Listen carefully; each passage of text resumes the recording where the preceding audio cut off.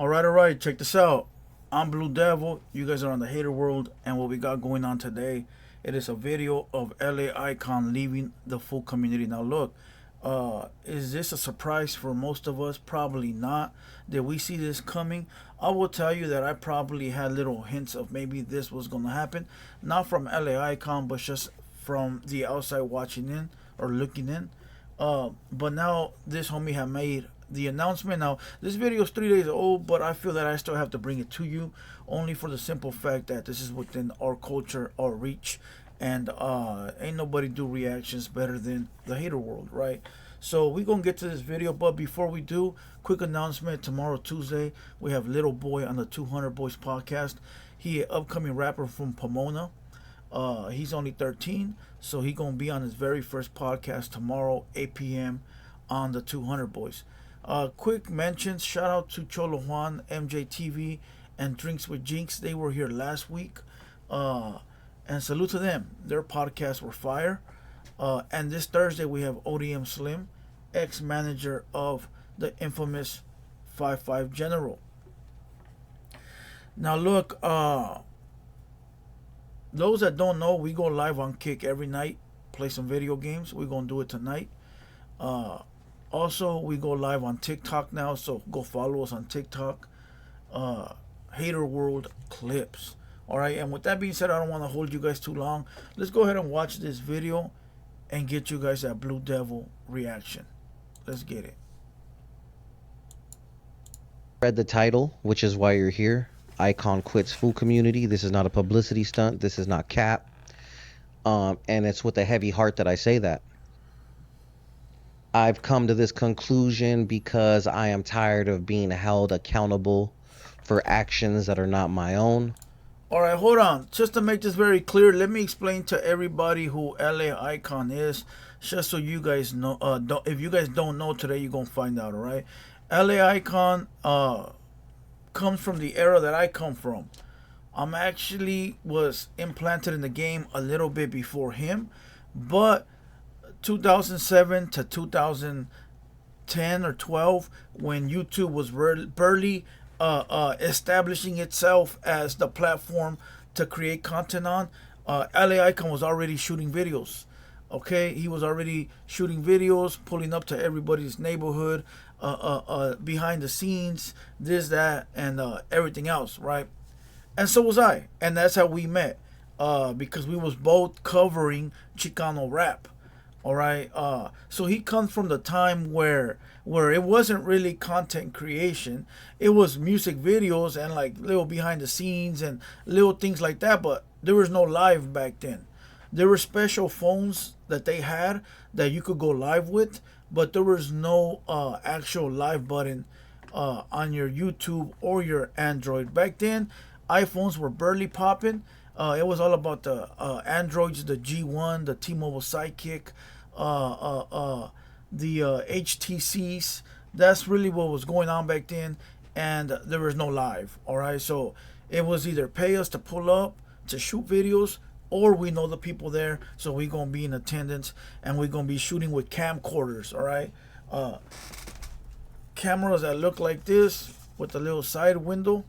But back then they were much smaller. They were only 720p, and you had to put a little chip in it, or it had a SD hard drive in it. So we come from, or the cassettes or the CDs, but we come from that era. All right. So just to let it be known, LA Icon has been working for all this time. So all the people that are doing content right now, just know there was people back then doing content. It's just a little different. So let's rewind this. I've come to this conclusion because I am tired of being held accountable for actions that are not my own. I'm tired of my integrity being questioned because of things that are posted on the Full Community Instagram. I'm tired of getting blamed for the things that get posted on the Instagram. I'm tired of getting phone calls from people about the posts on the Instagram. Half the time I don't even know what's being posted. You know what I'm saying? I am not the owner of the Full Community. I was the face of the podcast. So with that being said, All All right, what he just said right now, for those that don't understand, let me explain it to you. All right, when something gets posted on the food community, right, whatever it might be, whether it's something good, something bad, something negative, some controversial stuff, who they gonna call? They gonna call the guy that's accessible. Who is accessible? LA Icon. Everybody got his number, cause like I said earlier, he been out here working, right? He got a good rep with everybody, right? So everybody gonna call LA Icon like, hey, what's up, dog? Why'd you guys post that? Why'd you make me look like a goofball? Why'd you make me look like a dirtbag? And Icon probably sitting there like, what did you post? What was posted? So he the one getting the phone calls. People are probably getting mad at him, like F you, F this. And he's sitting there like, fool, I don't even know what's going on. But because he's associated with the food community, whatever falls on them falls on him. Look, last week or the week prior to that, my boy Opina was catching heat, right? Diss tracks, memes, all kinds of crazy stuff. And I told the homie, fool, don't trip. Well, you know, if whatever you got going on, I got going on. I'm gonna embrace whatever you got going on, and all my homeboys that are here, and all the people I know, we with you. You're part of the team, and that's what it is. Now, not everybody's like that. LA Icon probably he probably liked that, but then again, it's like, this is too much. You feel what I'm saying? Because it gets to the point where it's like, see, with Opina, it'd be like, I know he's not out there doing fuck shit. I know he's not out there stirring it up. So he in the right. But sometimes the shit that the food community post, they not in the right. So now, how many times do you let them know, like, dog, you gotta move like this, you gotta move like that, because I'm out here wiggling with these people and I don't want to get caught up. How many times do you tell them that? It comes to a point where it's just like, dog, it's more bad than it is good for me. Like, I can't be sticking out my neck for you, right? I can't be sticking out my neck for you, and you not switching up the formula because I'm the one that's out here. And again, let's remember, shout out to the food community, right? But they don't have a face. They don't have a face. And when they don't have a face, whatever that man's reasons are, like, I don't know, and I don't want to assume, right? But whoever don't have a face, they get away with a lot of stuff. They can disrespect people, they can talk smack, they can do this, and you'll never know who they are. And with people that have faces, like me, like LA Icon, like podcasters, whatever we say, we gotta live with it, bro. You don't even know how much trouble I get for what I do. I can ask one question. That's a good question. A good question. But some guy over there feels offended. Now he wants to blast me. And it's like, what the fuck? And I gotta live with that. It's part of the game. But you can't hold everybody's feelings, bro. Like, as long as you know, as a person, podcaster, YouTuber, that you're not being disrespectful to that guy, fuck their feelings, homie. As long as you know you're not disrespecting that man's hood, that man's name, you're not putting extras on it, fuck his feelings. That's the way it should be always, right? But it don't work like that. It don't work like that. There's too many people out here that are working with feelings. I learned this the other day. Somebody said in the chat, they said, what do they say? It's all about me syndrome or something like that. Perfect sense. But let's continue. We're here in Hollywood at the LA Film School campus. Let me show you our pro spaces where our students work. Hey, Blue Devil, could be in a cheap motherfucker and buy premium. It's a wrap for me.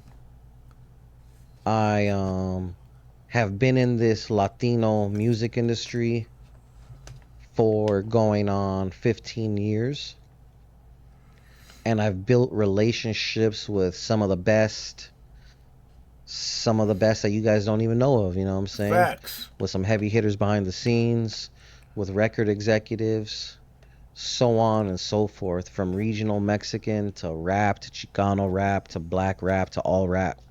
Facts. And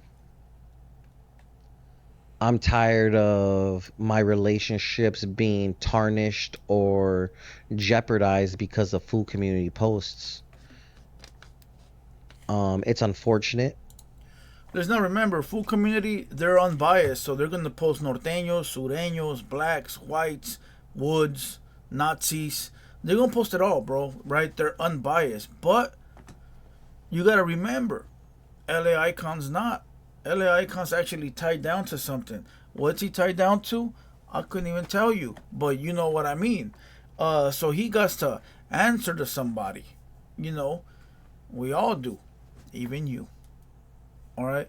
So what happens when the food community posted somebody flamed out in red, and people are calling LA Icon like, "Hey, dog, that's disrespectful to the homies. That's disrespectful to us." Now, the only thing LA Icon can say is, "Hey, bro, I don't run that page. I'm just a podcast guy. I don't know what's going on. I could talk to him for you."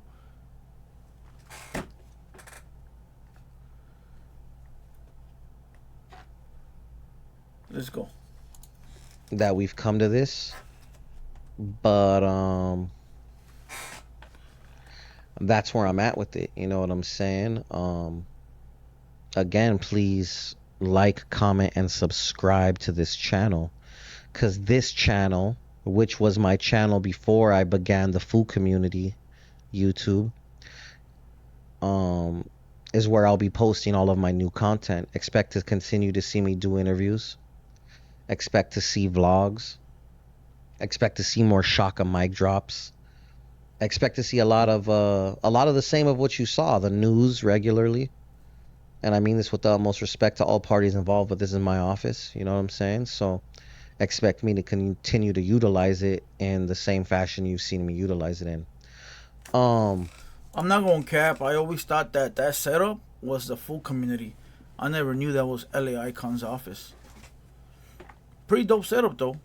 Pretty dope setup. He got everything then. He don't need nobody. I don't listen.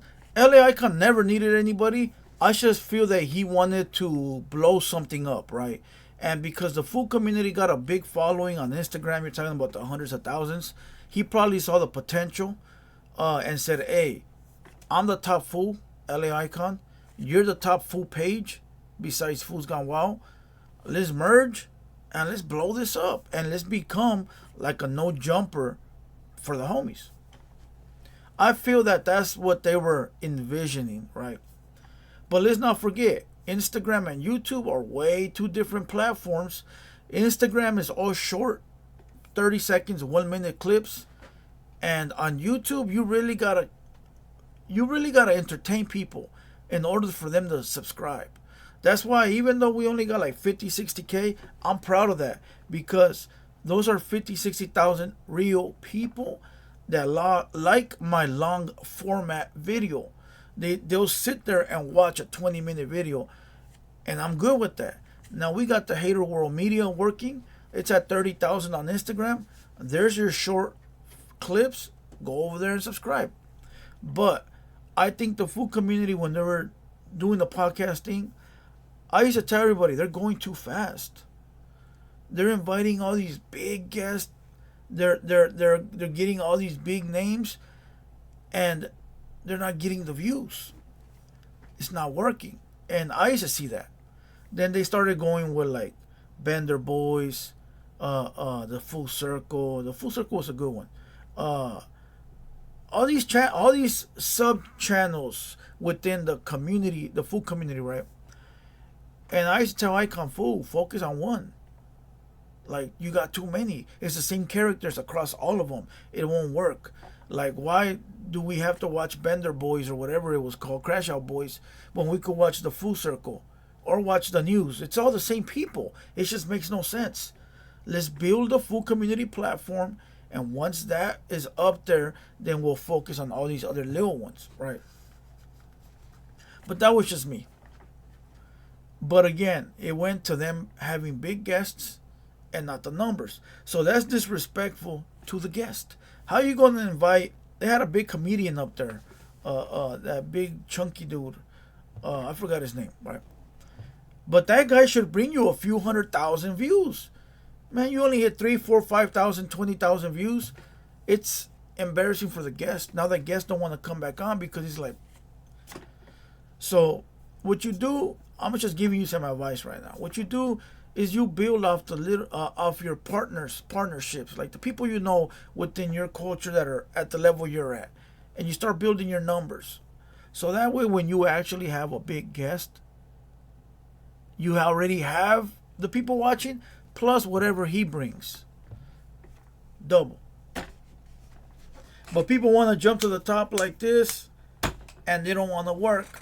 They don't want to put in the footwork. But they did have some big names at the food community. I'm not going to cap. You know, I'm not going to cap. They did have some big names, but the numbers weren't there. Let's continue. You're probably wondering what took so long, some of you. Some of you are probably in disbelief and thinking this is bullshit. Here's what it boils down to, guys. I have a moral compass that I've lived by for my life, right? And you might see differences in what I personally speak on the podcast versus what's posted on the Instagram. And yeah, if you're looking to see me smut up the owner of the food community, if you're looking for me to pull out my phone and show you a picture of his face, or if those of you that feel wronged by him expect me to give up his personal info, I'm not. You know what I'm saying? It's not about that. This is more just about me moving on. You know what I'm saying? Me moving forward, rather.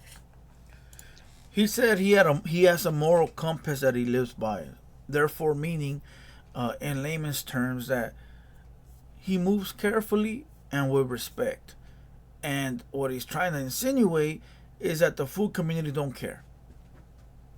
They're going to just post whatever they want. They're after the moolah, the money, the green, and which is his business. You should always be after that. But, we all know that's not the case. You know, but the food community going to continue to do what they doing. They making moves. They making money. You know, they going to figure out a game plan. They going to get some new host. They going to do what it do. I think they're going to revamp everything. That's if you ask me. I think the food community is going to revamp everything and come in harder. That's what I think. It's been a good time. Shout out to every single guest that we've had on the Food Community Podcast. Shout out to all of our sponsors standing behind us this entire time. Shout out to all of you guys, the viewers that rock with us. You know what I'm saying? And shout out to all of you that rock with me directly. You know what I'm saying? Like I said, the sponsors are coming with me. You know what I'm saying? Because they rock with me personally. So I think that, okay, so the sponsors are going with LA Eyekon.